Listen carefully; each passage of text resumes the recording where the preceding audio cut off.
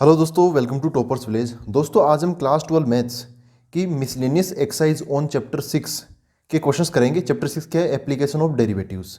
ठीक है, तो इसके क्वेश्चन नंबर 20, फिर बाद में 21, 22, 23, 24 तक हम करेंगे क्योंकि इतने ही क्वेश्चन है इसमें।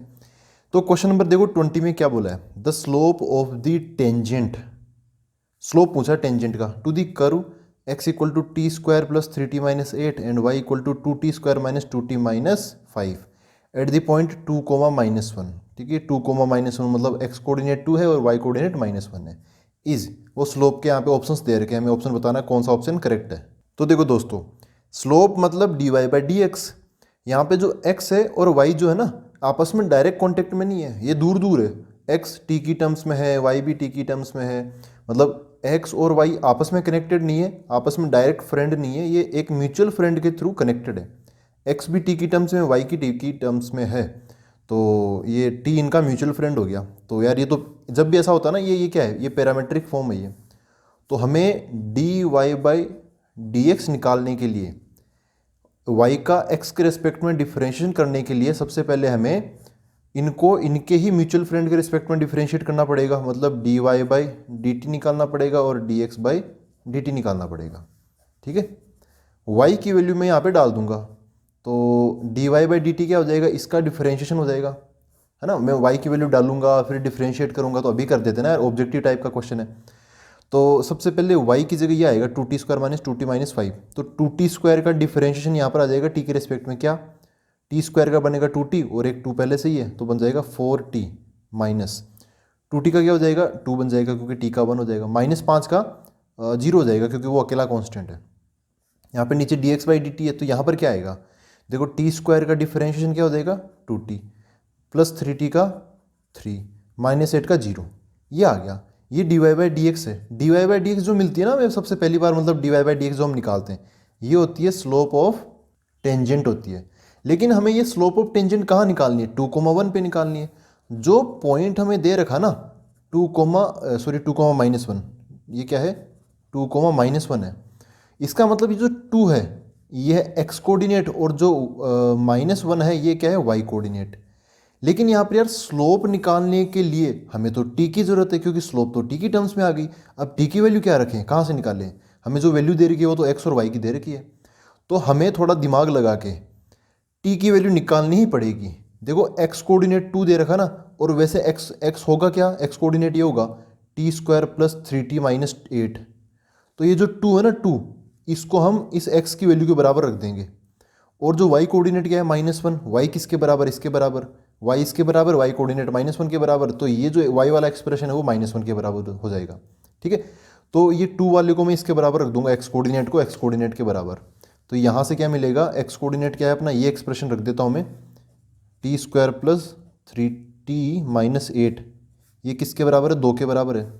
और यहाँ से क्या आएगा? y वाला ये आ जाएगा अपना 2t square minus 2t minus 5 बराबर y कोऑर्डिनेट कितना? -1, ये -1। ठीक है, ये दोनों मैंने यहाँ पे रख दिए, y कोऑर्डिनेट, x कोऑर्डिनेट इधर, y कोऑर्डिनेट इधर। अब कुछ बच्चों को डाउट होता है कि यार ये t की वैल्यू तो यहीं से आ जाती है ना, यहीं से निकाल के रख देते या फिर यहाँ से निकाल के रख देते। तो देखो दोस्तों, t की वैल्यू ये क्वाड्रेटिक है तो 2 वैल्यू आएगी, यहाँ से भी 2 वैल्यू आएगी। इन दोनों का जो कॉमन आंसर होगा ना, कॉमन आंसर, वो हम यहाँ पे रखेंगे। कई बार क्या होता है कि टी की वैल्यू मिलती नहीं है, मतलब इनके 2 अलग आंसर आते हैं, इनके 2 अलग आंसर आते हैं, कुछ मैच ही नहीं होता, इनमें कुछ कॉमन ही नहीं होता। उस केस में फिर ऐसा कोई पॉइंट टी मतलब 2,1 -1 ऐसा पॉसिबल ही नहीं हो पाएगा। तो देखते हैं कि पॉसिबल होगा कि नहीं होगा। यहाँ से इसको सोल्व करते हैं, 2 को इधर ले आता हूँ, तो ये बन गया T square plus 3t minus 10 बराबर 0। क्वाड्रेटिक का तो फैक्टर बना लेते बाई स्प्लिटिंग मिडल टर्म, तो 3t को क्या लिखूँ मैं? T square plus 5t minus 2t minus 10, ये कितना हो गया? 10 हो गया, बराबर 0। कॉमन कॉमन ले लेते हैं इनमें से, तो t कॉमन लिया तो क्या बच गया? t प्लस 5 माइनस 2 कॉमन लिया तो क्या बच गया? t प्लस 5 बराबर 0।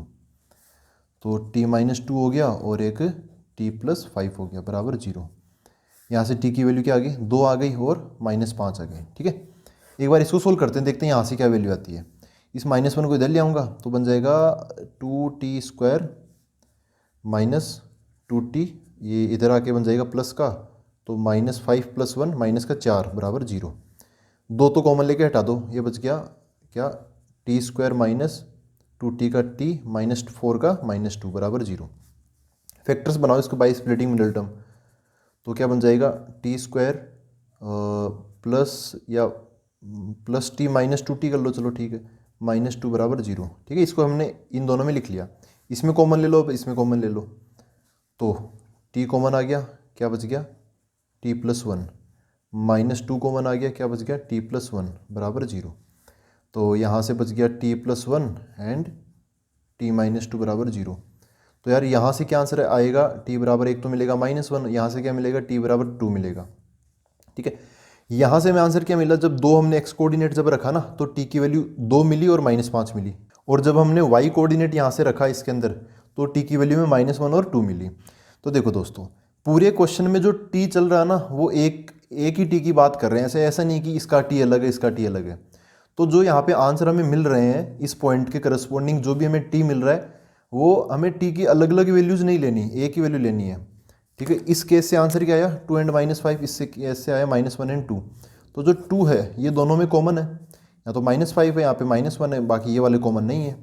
तो t बराबर 2 ये इनका क्या हो गया, कॉमन हो गया। कॉमन बोले तो यही अपना आंसर हो गया t बराबर 2। t बराबर 2 रख के हम यहाँ पे रख देंगे स्लोप ऑफ टेंजेंट के अंदर, तो आंसर क्या आ जाएगा t बराबर 2 रख देंगे, यहाँ से हमने निकाल लिया t बराबर 2। इसमें डालेंगे तो ये क्या हो जाएगा, 2 यहाँ पे रखेंगे तो 4 दूनी 8 -2 6 हो गया, और 2 दूनी 4 + 3 ये 7 हो जाएगा। तो कितना हो गया 6/7 आ गया। ठीक है, तो यही इसकी बात कर रहे थे, ये बस चीज़ समझ जाओ आप। जो t बराबर 2 है ना वो अगर आप t बराबर 2 यहाँ और यहाँ रखोगे तो आपको पॉइंट 2, -1 मिल जाएगा। और कोई -5 लेके चलोगे तो यहाँ से 2 तो मिल जाएगा लेकिन फिर ये नहीं मिलेगा। -1 लेके चलोगे तो उससे ये -1 तो मिल जाएगा लेकिन ये 2 नहीं मिलेगा। फिर t बराबर 2 लेने से आपको ये पॉइंट मिल जाएगा। तो t बराबर 2 is the correct value of t। Slope of tangent t पे ही डिपेंडेंट थी, मतलब तो 2 की वैल्यू इसमें डाल देंगे तो 6/7 आंसर आ जाएगा। कौन सा ऑप्शन हो गया, ऑप्शन बी। देखो दोस्तों, क्वेश्चन नंबर 21 ये क्या कह रहा है, द लाइन y बराबर mx+1 is a tangent to the curve y² = 4x if the value of m, यहाँ पे जो m है वो हमें बतानी है, m की वैल्यू 1 है 2 है 3 है या फिर 1/2। m मतलब स्लोप क्या है, कब, जब ये जो लाइन है y बराबर mx+1 ये इस कर्व, ये एक पैराबोला है, इसकी क्या है टेंजेंट इसको टच करके जा रही है। तो देखो दोस्तों, इस क्वेश्चन को करने के 2 तरीके हैं, first method and second method. पहले आपको सेकंड मेथड बता देता हूँ और मैं आपको फर्स्ट मेथड रिकमेंड करता हूँ फर्स्ट मेथड से करना, लेकिन फिर भी कई बार हम सेकंड मेथड भी लगा लेते हैं, मतलब वो कंसेप्ट भी आपका जान लेना जरूरी है आई थिंक, तो जान लो। देखो फिर भी सेकंड मेथड आप मतलब कम ही लगाना बोर्ड के हिसाब से, हम फर्स्ट पे ज़्यादा फोकस करेंगे क्योंकि अपना जो चैप्टर है वो इस फर्स्ट मेथड को ही रिकमेंड करता है चैप्टर। सेकंड मेथड देखो क्या, पहले ये बता देता हूँ मैं आपको। जैसे समझो कि ये जो लाइन है ना y बराबर mx+1 ये इस कर्व की स्लोप है, सॉरी टेंजेंट है। तो समझो कर्व ऐसे, वैसे कर्व का डायग्राम ऐसा हो ना हो, मैं बस इसको बना रहा हूँ। ये क्या है y² = 4x, ये है टेंजेंट तो वो इसको ऐसे टच करके जाएगी ऐसे। इसकी इक्वेशन क्या है, y बराबर mx+1। तो देखो आपको क्या निकालना है, m की वैल्यू निकालनी है। देखो निकाल लेंगे m की वैल्यू ना, इतनी जल्दी नहीं है। ये इसकी है टेंजेंट तो ये ओनली 1 कॉमन पॉइंट होगा इनका, क्या होगा ओनली 1 कॉमन पॉइंट। ठीक है, तो इसका मतलब इन दोनों की अगर इक्वेशंस को हम सोल्व करेंगे ना तो इनका आंसर एक ही मिलेगा, वो होगा ये वाला पॉइंट। ठीक है, हमें 2-3 पॉइंट नहीं मिलेंगे क्योंकि ये टच करके जा रही है, तो एक ही आंसर मिलेगा। तो ये y की वैल्यू उठाओ और इस इक्वेशन में डाल दो, इक्वेशन को सोल्व करना ना, तो ये उठा के डालो। तो देखो क्या होगा, ये y की वैल्यू उठा के यहाँ डालूंगा, ये क्या है y² = 4x, y की जगह डाल दूंगा mx+1, तो क्या हो जाएगा mx+1 का होल स्क्वायर = 4x। क्या हो जाएगा, ये हो जाएगा m² x² + 2mx+1 बराबर ये है 4x। x को भी इधर ले आओ, इसके पास आ जाएगा, तो क्या हो गया m² x² 2mx और ये माइनस का 4x, तो x तो ले लो कॉमन, क्या बचेगा 2m - 4, इसके बगल में x मतलब कॉमन ले लिया था +1, तो +1 बराबर 0।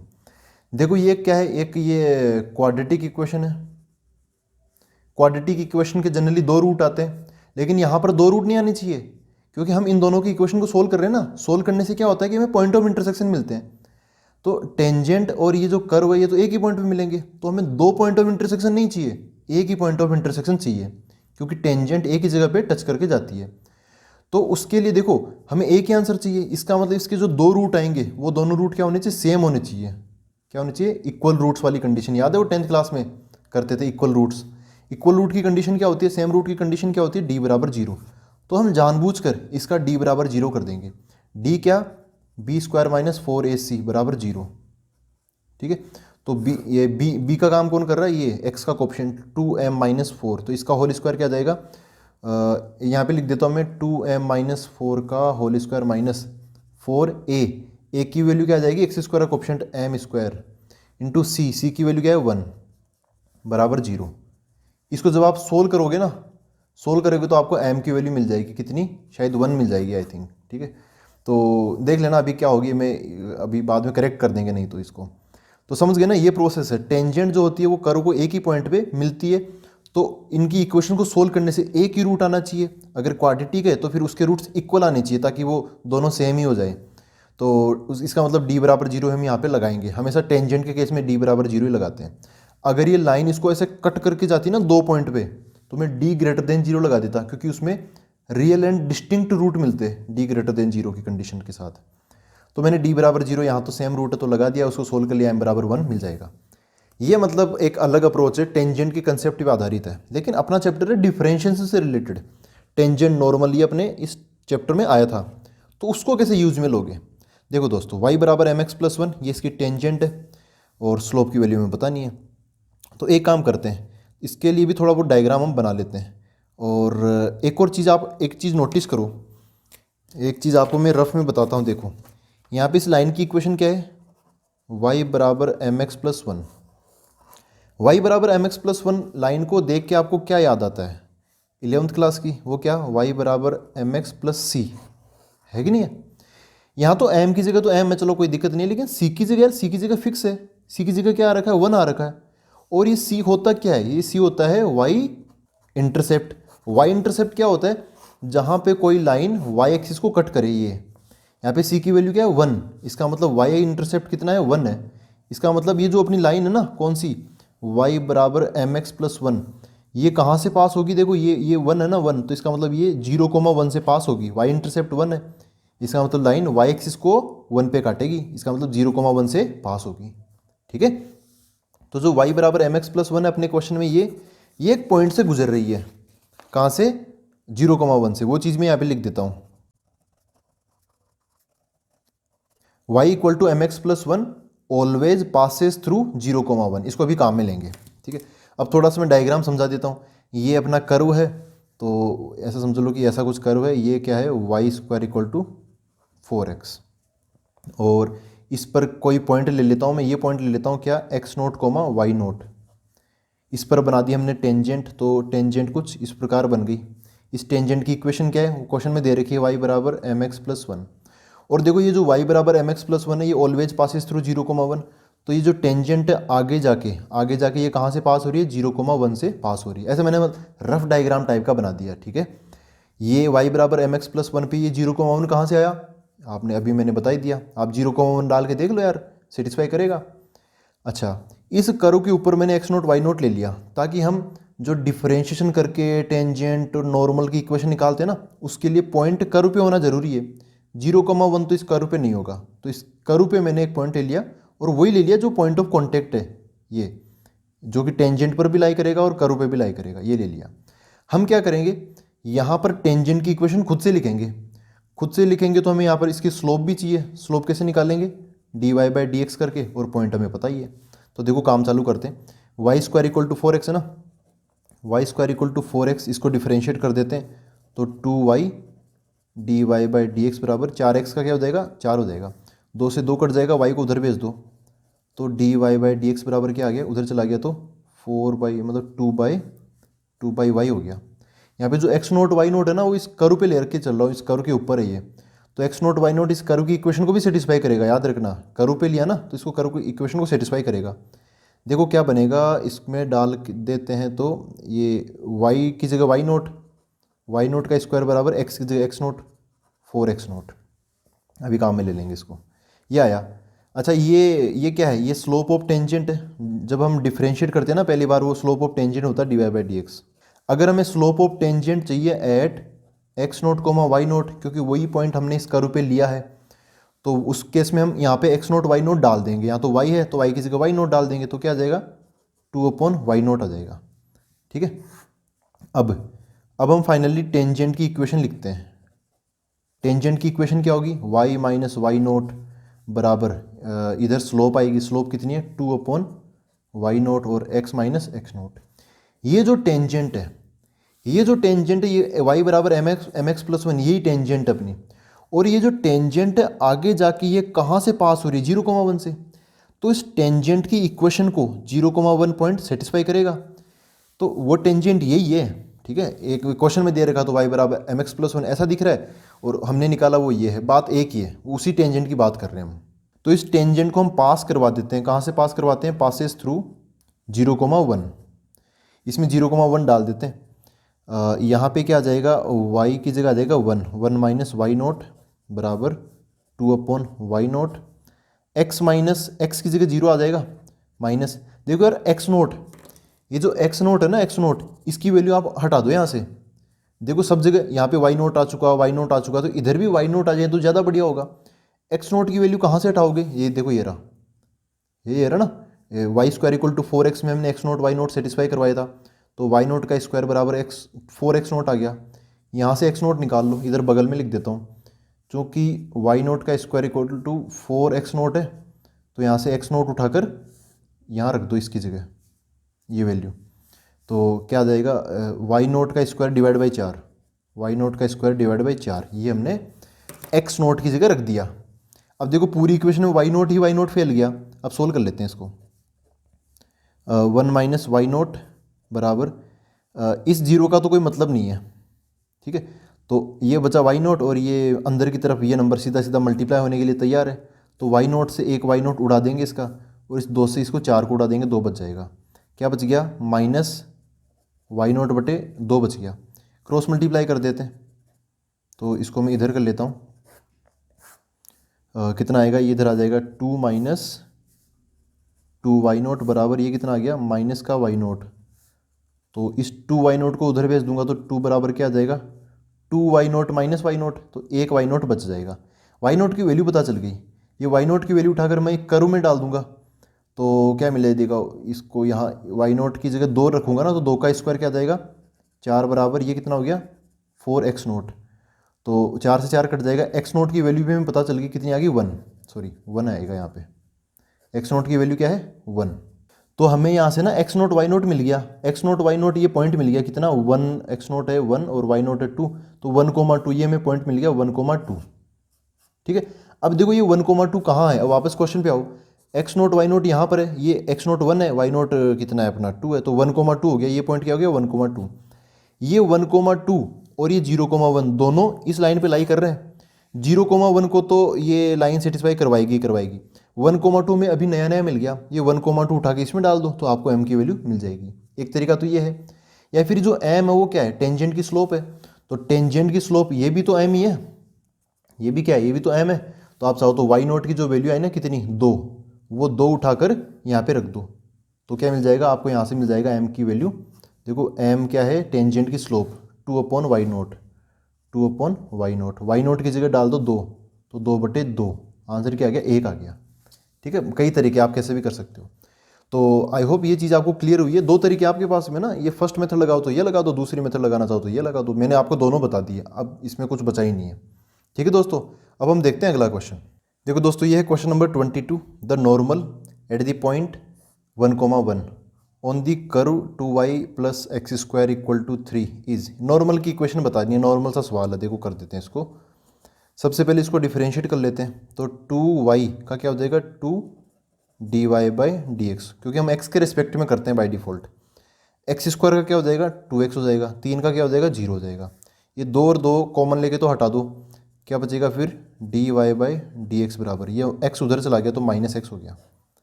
ठीक है, ये है स्लोप, लेकिन अभी स्लोप किसकी है, जब पहली बार डिफरेंशिएट करते हैं ना dy/dx, वो टेंजेंट की स्लोप होती है, तो हमें कौन सा पॉइंट क्या है यहाँ पे 1,1 है, 1,1, ये 1,1 इसमें डाल देंगे, तो हमें क्या मिल जाएगी, हमें मिल जाएगी स्लोप ऑफ टेंजेंट एट 1,1। क्या मिलेगी, स्लोप ऑफ टेंजेंट, इसको मैं एम टी से रिप्रेजेंट कर देता हूँ। 1,1 डालोगे तो यहाँ तो अकेला x ही है, तो भाई x की जगह 1 डाल दो, x की वैल्यू डाल दो, तो क्या हो जाएगा -1। ये tangent of slope of tangent है। अब देखो यार, ये है टेंजेंट, तो जो नॉर्मल होता है ना वो टेंजेंट के परपेंडिकुलर होता है नॉर्मल। तो इन दोनों की जो स्लोप का प्रोडक्ट होगा परपेंडिकुलर लाइन से, तो स्लोप का प्रोडक्ट क्या होगा, -1। मतलब ये कंडीशन होती है mn मल्टीप्लाई बाई mt बराबर -1। हमें नॉर्मल की इक्वेशन चाहिए, तो नॉर्मल की ही स्लोप चाहिए। नॉर्मल की स्लोप ऑफ नॉर्मल एट 1,1, जिसको हम mn से बोलेंगे, वो क्या हो जाएगा, -1/mt, -1/mt। mt की वैल्यू क्या है, -1, वो मैं यहाँ पे डाल दूंगा। तो नॉर्मल की स्लोप क्या हो जाएगी, -1/-1, क्योंकि mt की वैल्यू भी -1 है। ओवरऑल आंसर कितना आ गया, प्लस आ गया। Slope of normal 1। तो अब हम फाइनली इक्वेशन लिख सकते हैं। नॉर्मल की इक्वेशन क्या होगी, y minus y naught, point क्या है 1,1, तो y नोट की वैल्यू 1, x नोट की भी वैल्यू 1 ही है। y माइनस वाई नोट, यहाँ पे स्लोप आएगी नॉर्मल की कितनी है, 1, और फिर x माइनस एक्स नोट, मतलब उस पॉइंट का x कोऑर्डिनेट 1। सोल्व कर लेते हैं यार, ये तो काफ़ी आसान हो गया कुछ। ये क्या है, y माइनस 1 बराबर, ये क्या है 1 × 1 का तो कोई फ़र्क नहीं पड़ेगा, x माइनस 1, -1 से -1 कट जाएगा। क्या करना है, x माइनस वाई दे रखा है, तो इस y को उधर ले जाओ, तो क्या बन जाएगा, x माइनस वाई बराबर, एक तरफ क्या बच जाएगा, 0। x माइनस वाई बराबर 0, तो कौन सा, ये तो बी ऑप्शन हो गया ना। नॉर्मल का क्वेश्चन है, बहुत नॉर्मल क्वेश्चन था ये। अब हम अगला क्वेश्चन देखते हैं। तो दोस्तों जो क्वेश्चन नंबर 23 है ना, ये देखो क्या है क्वेश्चन नंबर 23। ये है अपने पास में, ये रहा। इसमें बोला है the normal to the curve x² = 4y। ये कर्व दे रखा है पासिंग, ये 1,2 दे रखा है। तो कर्व देख लो, x² बराबर 4y और पॉइंट है 1,2। ये क्वेश्चन नंबर 23 जैसा सेम टू सेम क्वेश्चन ये है क्वेश्चन नंबर 4। कर्व दे रखा है यहाँ पर x² = 4y और पॉइंट दे रखा है 1,2। ऐसा ही क्वेश्चन यहाँ पर एग्जाम्पल के अंदर भी है। एग्जाम्पल नंबर 45, कर्व दे रखा है x² = 4y और पॉइंट दे रखा है 1,2। तो मैंने इन तीनों में से मैंने ये जो क्वेश्चन नंबर 4 है ना, ये अच्छे से डिस्कस किया है, ये मतलब कम्प्लीटली डिस्कस किया है। आप एक काम करना, सबसे पहले ये सब के सब सेम है। क्वेश्चन नंबर 23 मिसलेनियस का, क्वेश्चन नंबर 4 मिसलेनियस का, एग्जाम्पल नंबर 45 मिसलेनियस का। आप पहले एक बार एग्जाम्पल देख लेना खुद से, अगर समझ में नहीं आता तो फिर क्वेश्चन नंबर 4 देख लेना, ये मैंने खुद सोल्व किया है, ठीक है, ये देख लेना। और क्वेश्चन नंबर 23 यही है सारे, ठीक है। तो अब हम आते हैं अगले क्वेश्चन पर, क्वेश्चन नंबर 24। देखो दोस्त, इसको थोड़ा ध्यान से समझना, क्योंकि ये जो क्वेश्चन है ना, मेरे को थोड़ा गड़बड़ लगता है। क्वेश्चन की लैंग्वेज, क्वेश्चन का आंसर, इसमें मुझे लगता है कुछ करेक्शन की ज़रूरत है, आई थिंक, मेरे अकॉर्डिंग। मैं आपको बताता हूँ पहले, आपका जो ये आंसर है ना, आंसर तो ले दूंगा मैं भी, है ना, उसकी टेंशन नहीं है, लेकिन फिर मैं आपको इसका एक इशू समझाऊंगा, वो क्या है। आंसर सबसे पहले हम लेके आएंगे। देखो क्या है, question number 24, the point on the curve 9y² = x³। ये कर्व दे रखा है, where the normal to the curve makes equal intercepts with the axes are. Axes के साथ में ना इक्वल इंटरसेप्ट बना रहे हैं। पहले ना इस चीज़ को समझते हैं, इक्वल इंटरसेप्ट वाली जो लाइन है ना, उसको समझते हैं। इक्वल इंटरसेप्ट का मतलब क्या है। देखो दोस्तों, यहाँ पे 11th क्लास में हमें थोड़ा जाना पड़ेगा, थोड़ा पास्ट में जाना पड़ेगा। इक्वल इंटरसेप्ट्स विद एक्सिस का मतलब क्या होता है। एक होती है अपने पास में इंटरसेप्ट फॉर्म, है ना, लाइन की क्या होती है, इंटरसेप्ट फॉर्म होती है। जैसे y बराबर mx + c है ना, वैसे ये एक और फॉर्म होती है। ये होती है ऐसे x/a + y/b बराबर 1। यहाँ पे a और b क्या है, a है x इंटरसेप्ट, b है y इंटरसेप्ट। इसका मतलब ये है कि लाइन का ग्राफ अगर ऐसा बनता है, तो जो लाइन है x एक्सिस को a पर कट करेगी, ये है a, और y को ये b पर कट करेगी, तो ये है b। यहाँ पर ये पॉइंट क्या है, ये है a,0, और ये पॉइंट क्या है 0,b, ठीक है। यहाँ पे बोला है इक्वल इंटरसेप्ट। इक्वल इंटरसेप्ट मतलब ये x इंटरसेप्ट और y इंटरसेप्ट बराबर है, इसका मतलब a बराबर क्या हो जाएगा, b हो जाएगा। तो अगर मैं इस इक्वेशन में a और b दोनों बराबर रख दूँ, मतलब a की जगह तो a है ही, b की जगह भी a डाल दूँ, तो इक्वेशन क्या हो जाएगी, ऐसी हो जाएगी। ये इक्वल इंटरसेप्ट के बाद में क्या हो जाएगी, x/a + y/a = 1। हाँ 1। ये नीचे से a और a एलसीएम लेके उधर भेज देंगे, तो क्या इक्वेशन बन जाएगी, x + y बराबर a। x + y बराबर a है, इसकी स्लोप क्या होगी, तो इसको हम ढाल लेंगे y बराबर mx + c जैसा। तो x उधर जाएगा ना, तो x हो जाएगा माइनस का, -x हो जाएगा, मतलब कुछ ऐसा हो जाएगा, y बराबर -x + a। यहाँ पे x का कोएफिशिएंट क्या है -1, इसका मतलब इसकी जो स्लोप है ना वो स्लोप कितनी है -1 है, इसकी स्लोप क्या है -1 है। ठीक है, तो हम क्या करेंगे, यहाँ पे क्वेश्चन में बोला क्या है फिर से देखो एक बार पढ़ते हैं। पॉइंट ऑन दी कर्व, इस पे पॉइंट बतानी है, पॉइंट वाले ऑप्शन दे रखे हैं जहाँ पे normal to the curve makes equal intercept with the axis. इसका मतलब जो नॉर्मल है ना वो इक्वल इंटरसेप्ट बना रहा है। एक टाइप से नॉर्मल की इक्वेशन ये होगी x/a + y/a = 1। या फिर आप बोल सकते हो कि अब देखो जो इस फॉर्म की इक्वेशन होती है ना, इसका मतलब उसमें स्लोप क्या होती है -1 होती है। तो जो भी line equal intercepts with axis बनाती है उसकी स्लोप होती है -1। वो हमने ऐसे घुमा फिरा के यहाँ पे प्रूव करके देख लिया। ठीक है, इसकी स्लोप निकाल के हमने देख ली, a = b रख के स्लोप निकाल के देख ली, -1 ही आती है।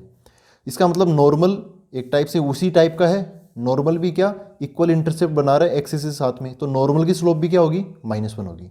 ठीक है, नॉर्मल की स्लोप कैसे निकालते हैं, इसको डिफ्रेंशिएट करते हैं, उससे टेंजेंट की स्लोप आती है, उसको उल्टा करके माइनस लगाते हैं तो नॉर्मल की स्लोप आती है। अगले पेज में करते हैं ये सारी चीज़ें। तो देखो दोस्तों मैंने कर्व लिख लिया है 9y² = x³, और ये तो मैंने छोटी मोटी पिछली वाली जो चीज़ें समझाई थी ना वो मैंने लिख ली है। इक्वल इंटरसेप्ट मतलब x/a + y/a = 1। इसकी स्लोप जब आप निकालोगे ना तो स्लोप क्या आएगी -1 आएगी। ये अभी आगे काम में ले लेंगे।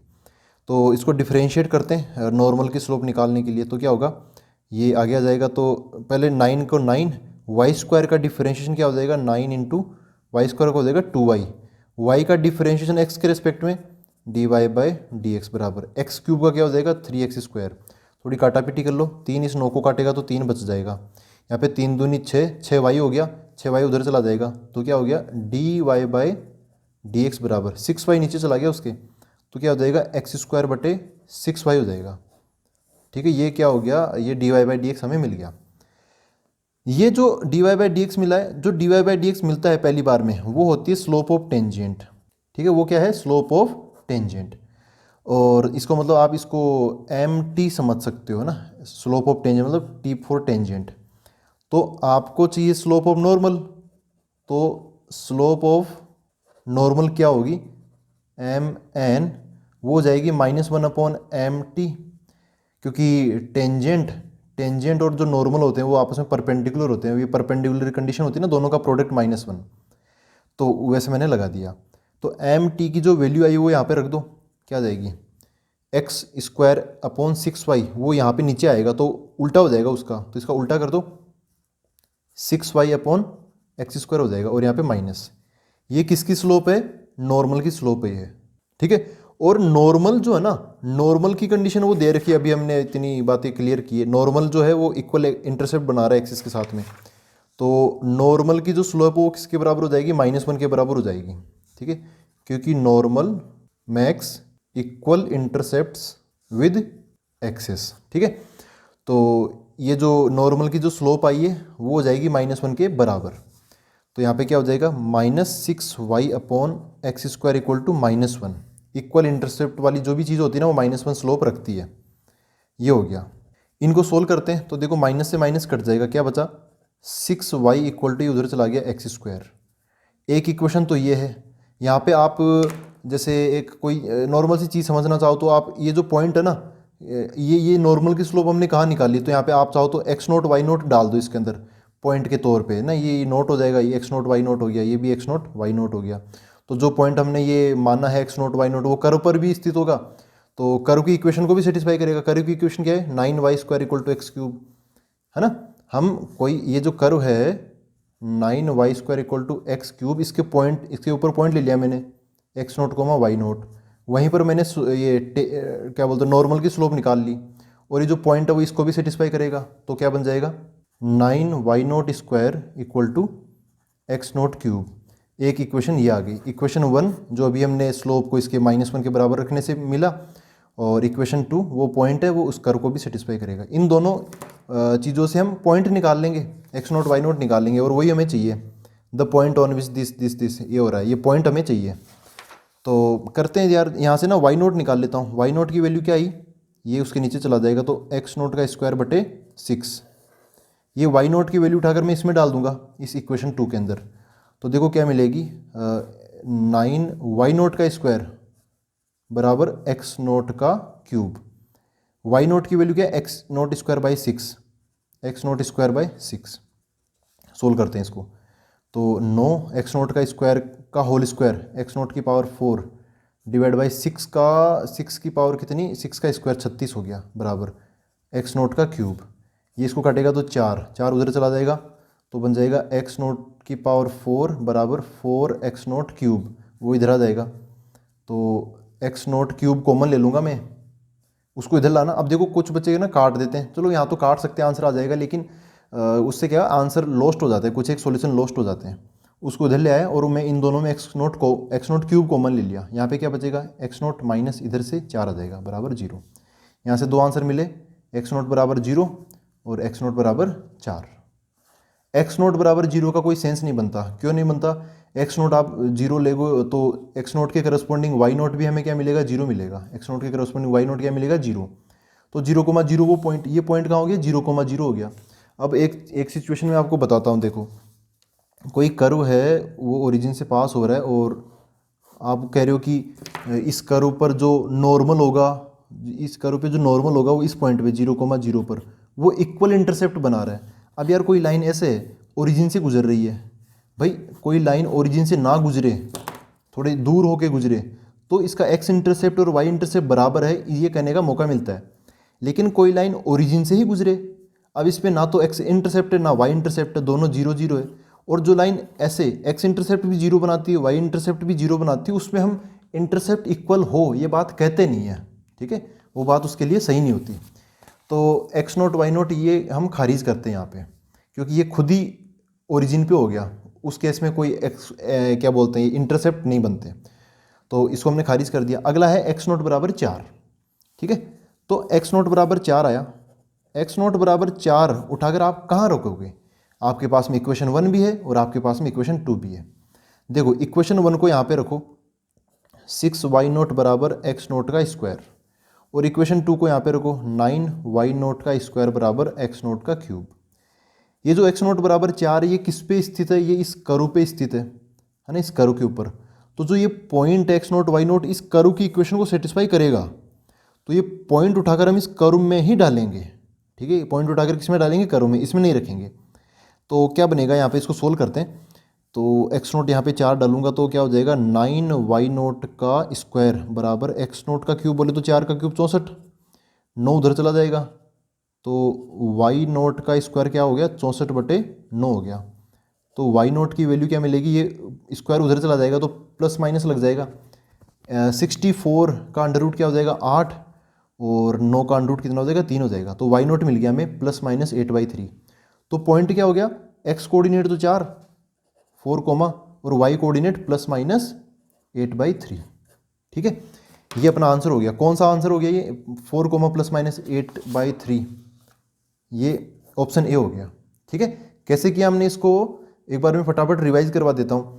देखो इक्वल इंटरसेप्ट समझ लिया हमने, तो x/a प्लस y/a हो जाएगा बराबर 1। उस चीज़ को थोड़ा और डीपली समझ लिया, a को उधर भेज के उसकी स्लोप निकाल ली, तो हमने पाया कि यार जिस भी लाइन के इक्वल इंटरसेप्ट होते हैं उसकी स्लोप होती है -1।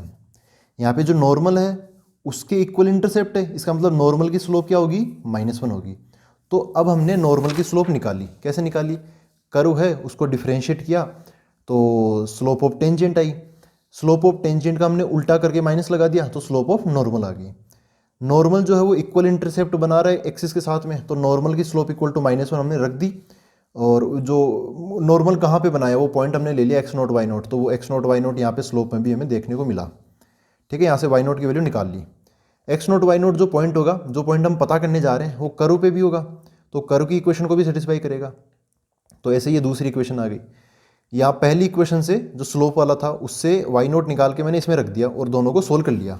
तो x नोट की वैल्यू 2 आई, 0 और 4। 0 तो हमने खारिज कर दी क्योंकि y भी उस केस में 0 मिलता, जो कि इक्वल इंटरसेप्ट के लिए पॉसिबल नहीं है। तो x नोट बराबर 4 ये उठाया और हमने फिर कर्व की इक्वेशन में डाली, ठीक है। उससे हमें आंसर मिल गया 4 प्लस माइनस 8/3, ऑप्शन ए सही हो गया, ठीक है। इतना आप समझ गए, आपका आंसर आ गया। अब थोड़ी सी इशू यहाँ पे आते हैं, ठीक है। यहाँ तक का हो गया, अगर आपको आगे इशू नहीं समझना तो कोई दिक्कत नहीं, आप यहाँ तक समझ सकते हो। तो इशू ये है कि यार जो x नोट की वैल्यू है 4, वो इस इक्वेशन से, मतलब इक्वेशन 1 से और इक्वेशन 2 दोनों की मदद से आई है ना। तो एक्स नोट की वैल्यू जो 4 है वो हम इक्वेशन 1 में भी डाल सकते हैं। तो डाल सकते हैं, तो यहाँ से जो एक्स नोट की वैल्यू 4 आएगी तो ये हो जाएगा 6y नोट बराबर एक्स नोट का स्क्वायर बोले तो इसका स्क्वायर कितना 16 हो गया। तो y नोट की वैल्यू हो जाएगी 8/3। ये तो प्लस की वैल्यू आई, तो यहाँ से पॉइंट क्या मिला 4,8/3। और हम जनरली ऐसे बोलते हैं कि जो पॉइंट दोनों तरफ से हमें मिले उसी को रखना चाहिए। तो 4,8/3 यहाँ पे 4, प्लस माइनस 8/3, तो दोनों में प्लस वाला 8/3 मिला ना, तो प्लस वाला 8/3 लेना चाहिए। और लेकिन यहाँ पे माइनस वाला भी लिया गया है, तो माइनस वाला दोनों में तो आया नहीं है, एक तो ये इशू है। फिर मैंने 4,8/3 इससे वो बनाया नॉर्मल, यहाँ पे नॉर्मल की इक्वेशन की बात चल रही नहीं, इससे मैंने नॉर्मल बनाया। और फिर -8/3 लेके भी मैंने नॉर्मल बनाया। तो जब हम प्लस का 8/3 लेते तो मैं आपको रिजल्ट बताता हूँ, जब हम प्लस का 8/3 लेते ना 4,8/3 प्लस का, तो उससे हमें नॉर्मल मिलता है y - 8/3 इक्वल टू -x-4। और अगर हम 4, -8/3 ये लेके चलते हैं तो उससे नॉर्मल मिलता है y प्लस 8/3 बराबर प्लस का x-4। तो ये दोनों नॉर्मल हमें मिलते हैं। आप देखो कि पहले नॉर्मल में जो x का कोफिशिएंट है उसके आगे माइनस लगा, तो इसकी स्लोप क्या है -1 है। और दूसरे वाले में यहाँ पे प्लस लगा है, इसका मतलब इसकी स्लोप क्या है +1 है। तो -1 वाली जो लाइन है वो सही होनी चाहिए ना, जिसकी स्लोप -1 हो, क्योंकि इक्वल इंटरसेप्ट इसी के बनेंगे। तो यार -8/3 फिर से यहाँ पे क्वालिफाई नहीं कर रहा, तो फिर से ये सपोर्ट बढ़ रहा है कि यार प्लस का 8/3 आंसर आना चाहिए। तो अगर कोई करेक्शन होता है तो इसके ऑप्शंस में करेक्शन हो सकता है या फिर इसके क्वेश्चन में भी हो सकता है। जैसे यहाँ पे +-1 है ना, तो इस इश्यू को निपटाने के इसके लिए क्वेश्चन में भी थोड़ा चेंज हो सकता है। अगर यहाँ पे इक्वल इंटरसेप्ट ना देके ऐसा हो जाता ना इक्वल लेंथ ऑफ इंटरसेप्ट, तब चल जाता।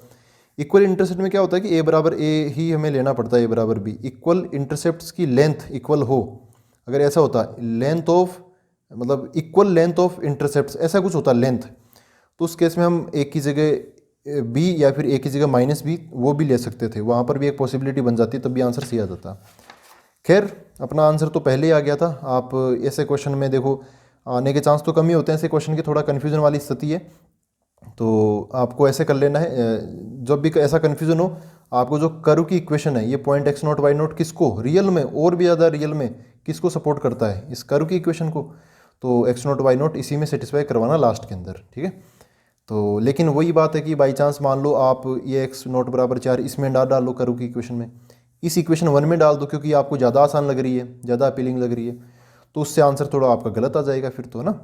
तो इश्यू तो है, तो देखते हैं अब आगे। आई होप आपको जो आंसर है वो मैंने आपको निकाल के बता दिया है। तो ठीक है दोस्तों, आज हम इतना ही करते हैं। अपना ये जो डिफ्रेंशिएशन है वो होता है यहाँ पे ख़त्म। अब हम इंटीग्रेशन स्टार्ट करेंगे। अभी तक के सफ़र में बहुत सारे स्टूडेंट साथ साथ आए हैं, तो मतलब बढ़िया है, आपके साथ मज़ा आता है कोर्स करके, ठीक है। ऐसे ही अब हम और शानदार तरीके से अगली बुक भी करेंगे। तो मिलते हैं अब अगली बुक के साथ। Thank you very much.